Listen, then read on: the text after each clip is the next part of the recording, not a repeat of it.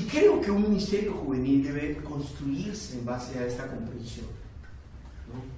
Desde cuando pensamos nuestros programas, desde cuando pensamos qué cosas vamos a predicar, ¿no? Desde que enfocamos el ministerio juvenil. ¿Por qué? Porque ¿qué pasa cada vez que uno parte de las necesidades sentidas de la gente, de los jóvenes? ¿Qué va a pasar? Te van a querer oír, te van a querer escuchar, porque estás apelando a algo que ellos sienten como una necesidad. ¿Ok? Debemos partir de las necesidades sentidas de los jóvenes, pero no quedarnos aquí.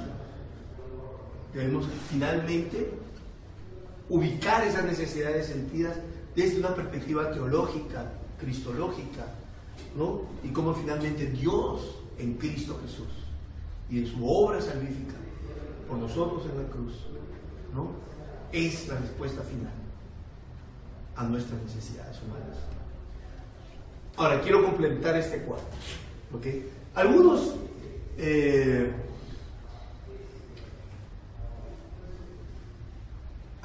llaman a estas necesidades sentidas, ¿no? Usan como necesidades previas, ¿no? Como que no le dan el valor suficiente. Pero para mí, las dos, tanto las sentidas y las profundas, caerían en lo que yo llamaría necesidades reales. ¿Ok? Necesidades reales. Algunos llaman necesidades reales a las profundas. Yo no estoy muy de acuerdo con esa comprensión. Porque si tú llamas a esta la necesidad real, entonces ¿esta qué es?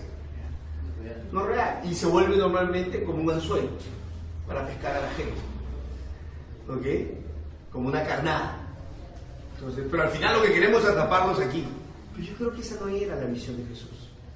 Yo creo que las sentidas y las profundas, las dos son necesidades reales y las dos son objetos del amor y de la misericordia y de la compasión de Dios.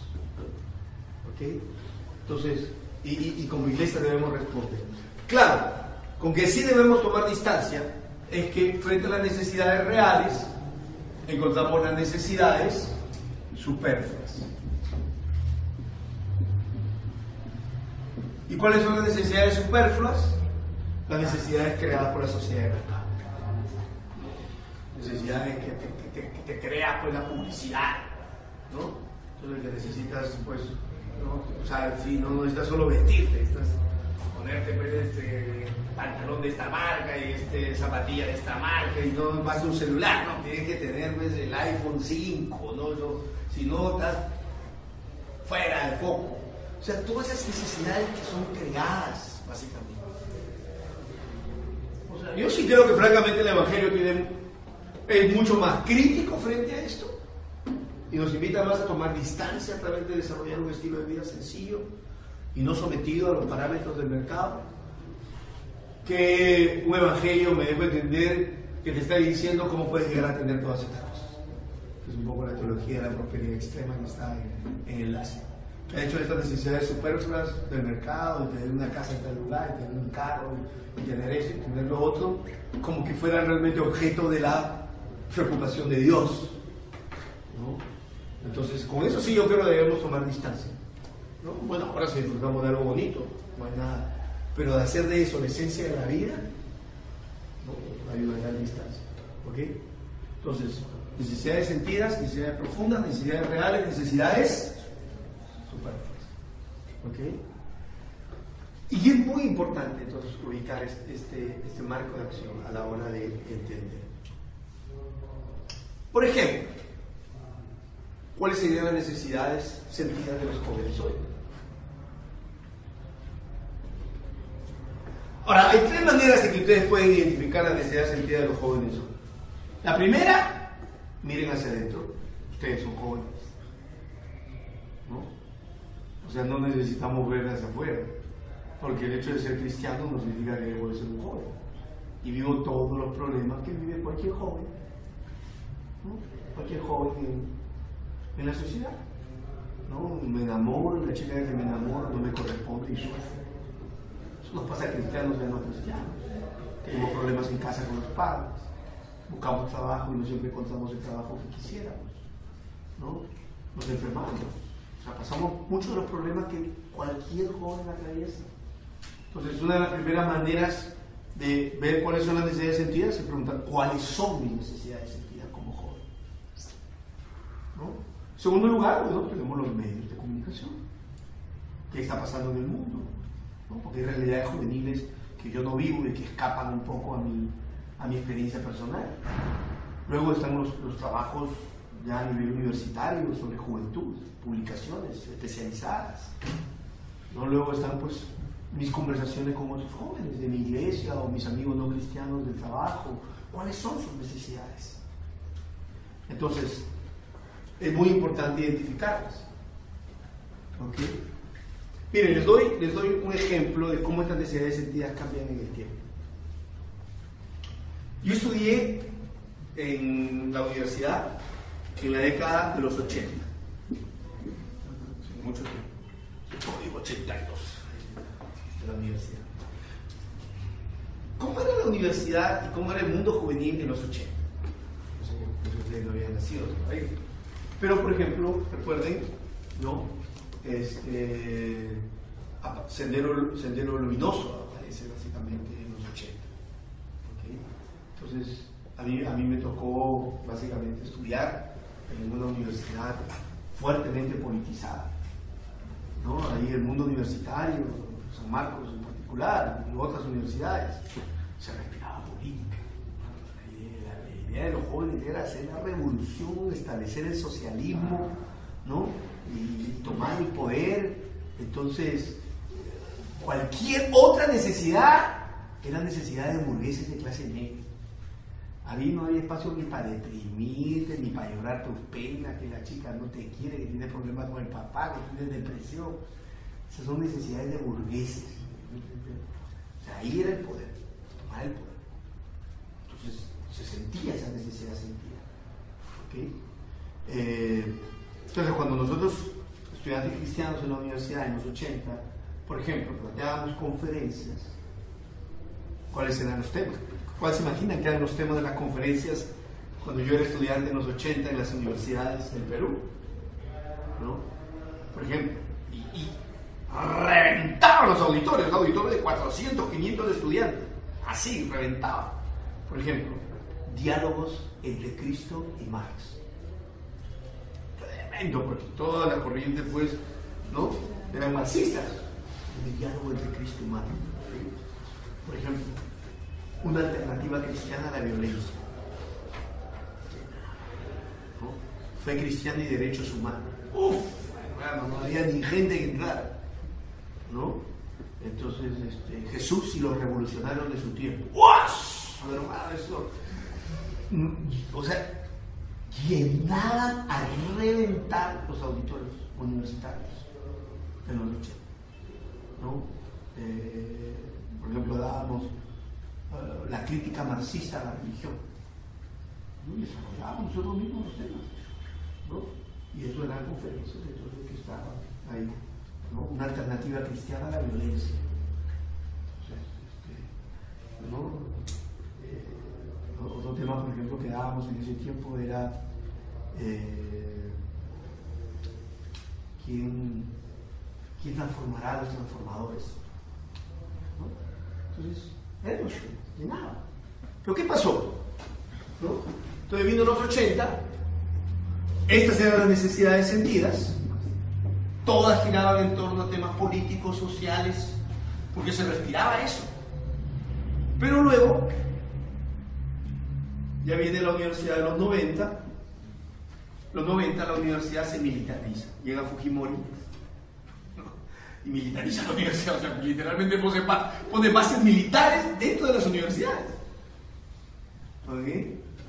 Y entonces la universidad de los 90 obligan a Sendero Luminoso a salir de la universidad, y ya a partir de eso el estudiante universitario comienza a vivir un proceso de despolitización, ¿no? Comienza más bien el estudiante universitario a desencantarse, de la política, de la revolución, del cambio, del socialismo, ¿no?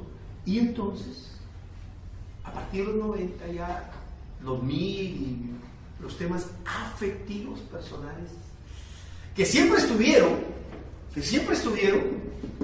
pero delegados, o sea, aplastados por lo político, en los 90 comienza a salir con una fuerza tremenda. Y ya estos temas, sí los dábamos, pero para un aula chiquita sí, ya no convocaba. Ahora, hay que darlos, porque siempre son temas importantes. Pero ya no quedábamos llenar auditorios de 400, 500 estudiantes. Y entonces eso nos llevó a nosotros a cambiar.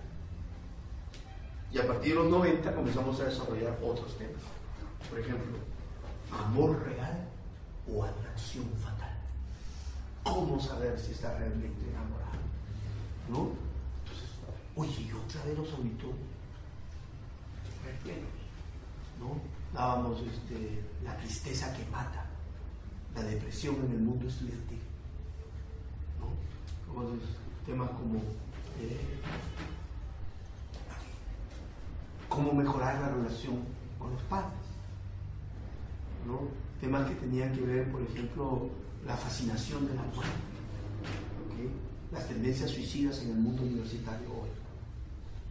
Comenzaron a salir como los temas personales, afectivos, sexuales, ¿no? Temas, ¿no? Por ejemplo, las mentiras sexuales que los jóvenes aceptan sin saberlo. Entonces comenzamos a trabajar temas afectivos y otra vez. Las aulas, o sea, los auditorios comenzaron a llenarse y a reventar con temas afectivos, ¿no? Entonces, por eso te quiero dar un ejemplo de qué importante es incorporar las necesidades sentidas. Pero claro, no nos quedábamos ahí. Abordábamos esta problemática, pero luego respondíamos cristocéntricamente, ¿no? O sea, y bíblicamente, ¿cuál era la respuesta bíblica, teológica, ¿no? En Cristo a este problema humano que abordábamos? Por eso es de vital importancia trabajar este esquema.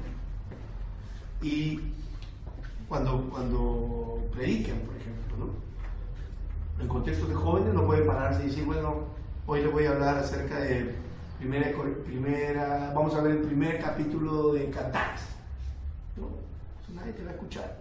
Pero si agarras y dices, el tema de hoy es el poder transformador de un beso, ¿no? Puede cantar los Cantares arranca así, oh, si él me besara con los besos de su boca. Ese es el tema de eso. Y va a ser una reflexión en torno a el primer capítulo de Cantares de los Cantares. Pero al ponerlo como el poder transformador de un beso, estoy entrando por las necesidades sentidas. Y luego dejo que el capítulo me marque cuál es la respuesta bíblica teológica a eso. Y en Cantar los Cantares yo encuentro una cosa es juntar los labios con alguien, otra cosa es dar un beso. Porque un beso tiene la capacidad de transformarnos y sacar lo mejor de mí, de hacerme mejor como persona, ¿no? Convierte un sapo en un príncipe. ¿Okay? Entonces mi propósito es que los chicos vean, sí, tal vez he juntado los labios con mucha gente y intercambiado fluidos corporales, pero tal vez hasta aquí nunca realmente he besado, ¿no? Entonces esa es la propuesta teológica que tiene el texto. Entonces muy bien, entonces este sería nuestro primer enfoque del primer texto. Hay que aprender en el ministerio juvenil a partir de las necesidades sentidas, pero debemos llegar a las necesidades profundas. ¿Ok? Este lo joven. Bien, vamos a ver el segundo de las prácticas de Jesús. Y vamos esta vez a Lucas, capítulo 18, verso 18. Lucas, capítulo 18, verso 18. Vamos a leerlo. Pero vamos a leer ese texto en una nueva clave. Ya no vamos a usar este marco teológico de necesidades humanas, ¿no? Ya hemos visto. Vamos a usar ahora un marco filosófico para leer el texto y vamos a trabajar la diferencia entre moral y ética.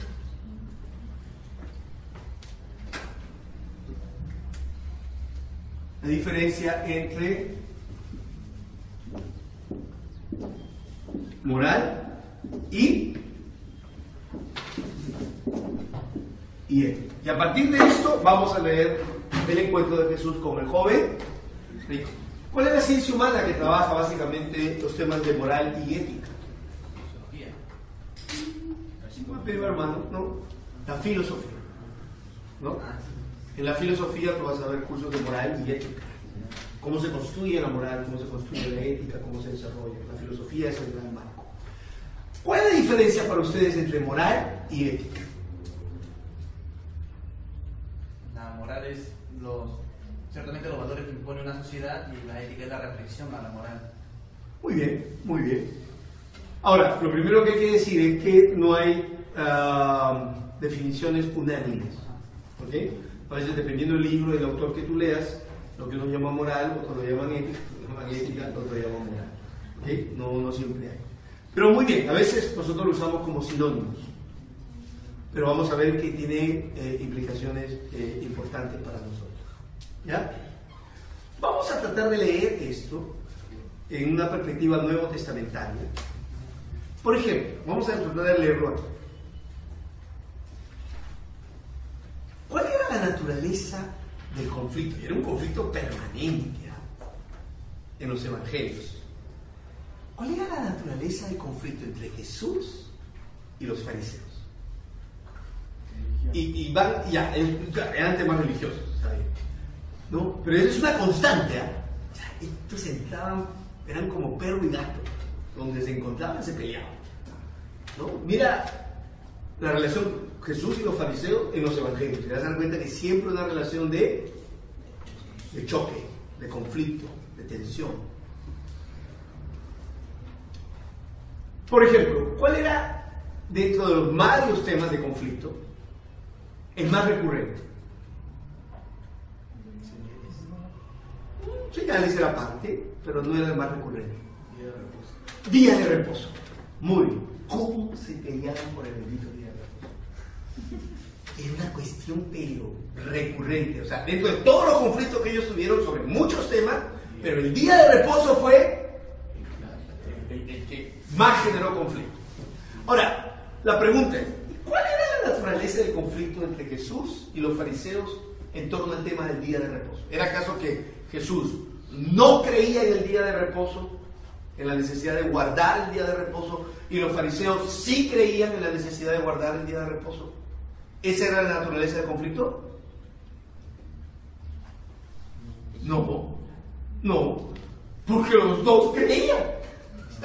Tanto Jesús y los fariseos, los dos creían en la necesidad de guardar la ley, y dentro de la ley guardar el día de...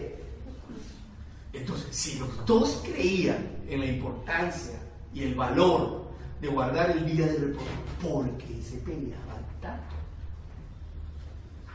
Tema moral. Ok, vamos a resolverlo a partir de estas dos palabras.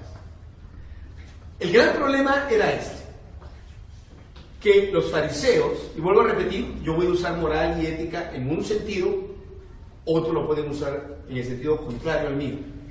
¿Okay? No hay una palabra unánime. Pero lo voy a usar así. El gran problema era este, que los fariseos tenían una moral sobre el día de reposo. En cambio, Jesús tenía una ética sobre el día de reposo. Ahí está la naturaleza del conflicto. ¿Ok? Que Jesús tenía una ética sobre el día de reposo, en cambio los fariseos tenían una moral sobre el día de reposo, y muchas veces la ética de Jesús violentaba o transgredía la moral que los fariseos tenían sobre el día de reposo. Ok, si lo ven desde esa perspectiva, moral y ética, ¿cómo definiríamos lo que es moral y lo que es ética?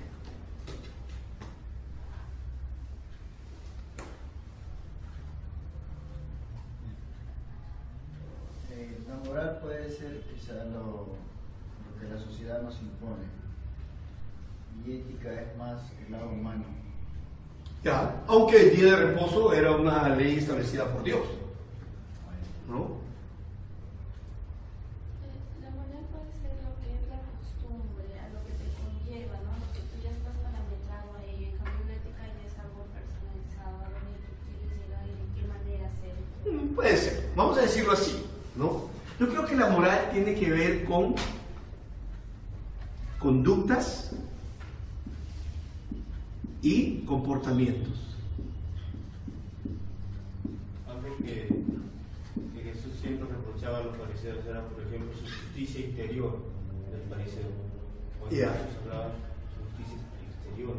Bueno, ok, puede ser en parte. La conducta y los comportamientos tienen que ver a veces con lo exterior, con lo que uno puede ver, ¿no?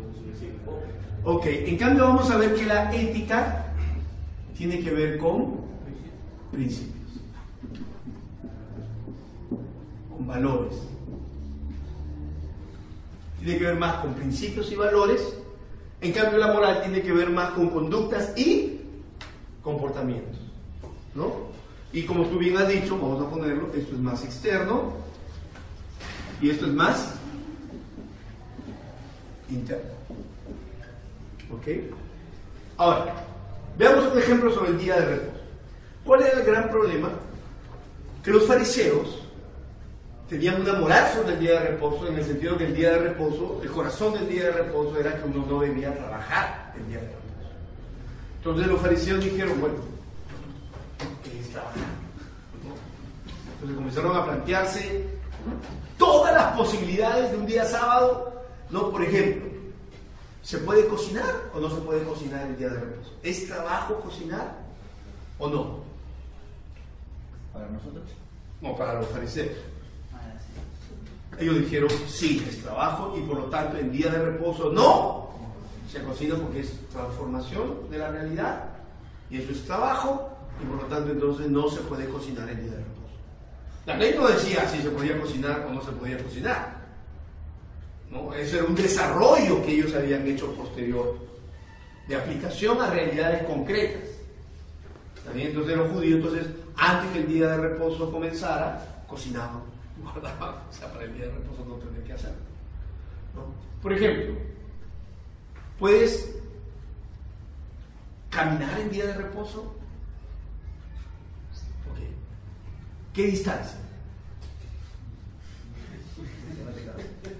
O sea, podría ser, bueno, puedes caminar todo lo que quieras con tal que no sudes. Si sudas, ya estás trabajando y... ¿no? Entonces, y así, por ejemplo, puedes, si tu buey cae en un, y eso es un problema que Jesús contó, por ejemplo, si tu buey cae en un hoyo en día de reposo, ¿puedes sacar a tu buey o no? Ellos dicen que no. No, ellos decían que sí, claro. ¿Por qué? Porque el buey es capital, pues plata, si lo dejas en el hoyo hasta que el día de reposo acabe el buey, muere y vas a perder tu capital. ¿Me debo entender? Ellos decían, sí se puede sacar a tu buey que cae en un hoyo el día de reposo. ¿Ok? Porque claro, hay intereses económicos de por medio, ¿no? Y por eso Jesús le decía, ustedes sí aprueban eso y que yo sane el sábado, a eso sí no. ¿No? Entonces, pero literalmente, los fariseos se habían puesto en todas las posibilidades que uno podía tener en un día de reposo. O sea, casi era como canta el hermano Arjona, ¿no? Prohibido pensar, todo está escrito. ¿Me entiendes? O sea, siempre porque lo lean al hermano Arjona tenemos que prohibir a los hermanos, ¿no? Si no lo escuchan. Entonces, literalmente, todo está, o sea, todas las posibilidades estaban moralmente codificadas. Y mira, y aunque el mandamiento del día de reposo era un mandamiento, sí, pero el libro que ellos habían escrito sobre todos los comportamientos posibles y no posibles, factibles, era de este pueblo, solo sobre el día de reposo. Imagínate un campesino, hermano, que no tenía acceso a constantemente quebraba la ley, o al menos la interpretación y la aplicación que ellos hacían de qué era trabajar y qué no era trabajar. ¿Me dejo entender? Eran conductas y comportamientos. ¿Qué se puede hacer y qué no se puede hacer el día de reposo?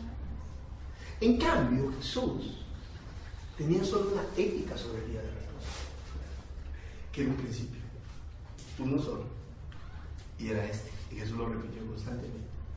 No fue hecho, no, el hombre por causa del día de reposo, sino que el día de reposo fue hecho por causa del hombre. Toda su enseñanza, que era un principio. Saca un comportamiento moral concreto y específico de no fue hecho, ¿no es cierto? No fue hecho el hombre por causa del día de reposo, sino el día de reposo por causa del hombre. Saca un comportamiento, bien difícil, ¿no? Entonces tú me preguntas, ¿puedo comer, si tengo hambre en día de reposo, puedo arrancar una fruta en el camino y comer? Jesús decía, no fue hecho el hombre por causa del día de reposo. El día de reposo fue hecho por causa del hombre. ¿Puedo sacar a mi buey? No fue hecho un principio, ¿no? Y un principio que lo que nos dice básicamente este principio es que el día de reposo fue creado para el bienestar del hombre y no el hombre para el día de reposo, para servir al día de reposo. Y el día de reposo no solo es una institución religiosa, es una institución económica, porque los judíos decidían tener un día a la semana económicamente no productivo, mientras los paganos podían tener los 7 días económicamente productivos. Implicancias económicas, ¿no? Implicancias familiares, o sea, era un día para pasarlo en familia, ¿no? Implicancias sociales, que era una institución que abarcaba casi la totalidad de la vida. Pero lo que el texto nos está diciendo entonces es que las instituciones humanas, cualquiera que sean, económicas, políticas, culturales, artísticas, las instituciones están al servicio de la vida y no la vida al servicio de las instituciones. Eso es lo que Jesús nos quiere decir. Y cada vez que una sociedad pone la vida al servicio de una institución creada por nosotros para el bien de los seres humanos, pero la volvemos el fin, estamos en una sociedad demoníaca también, ¿no? La economía está al servicio de la vida, no la vida para servir a la economía. Entonces Jesús enseña un gran principio, y a partir de ese principio cada uno es libre de regular qué conductas son las más apropiadas para vivir mejor ese principio. Yo creo, por ejemplo, y les voy a hacer, yo sé que algunos de repente van a no estar de acuerdo, y está bien que sea así, pero yo siento que uno de los aspectos donde hemos sido muy moralistas en nuestra tradición evangélica, muy moralistas, en muchos casos, pero vamos a uno más profundo, que es uno de los últimos rezagos, es el matrimonio. A ver, yo les pregunto, desde el principio, ¿la vida está al servicio del matrimonio o el matrimonio está al servicio de la vida?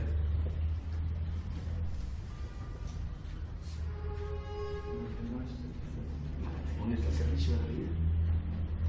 Pero nosotros muchas veces no hemos puesto la vida al servicio del matrimonio, ¿no? Cuando le hemos dicho a una mujer que tiene un esposo que la golpea, ¿no? Que es violento con ella, que mantenga el matrimonio. Aunque su vida esté él, o cuando le hemos dicho a una mujer que tiene un marido que le es infiel, que no se niegue sexualmente a él para salvarle el matrimonio, sabiendo que el VIH se contagia a través de infidelidad en el matrimonio.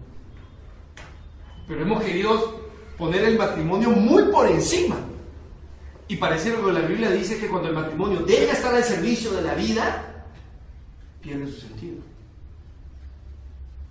en el propósito por el cual Dios lo creó, ¿no? Nosotros hemos querido mantener la institución del matrimonio como el día de reposo y poner la vida al servicio de el matrimonio y sostener el matrimonio a capa y espada y a cualquier precio.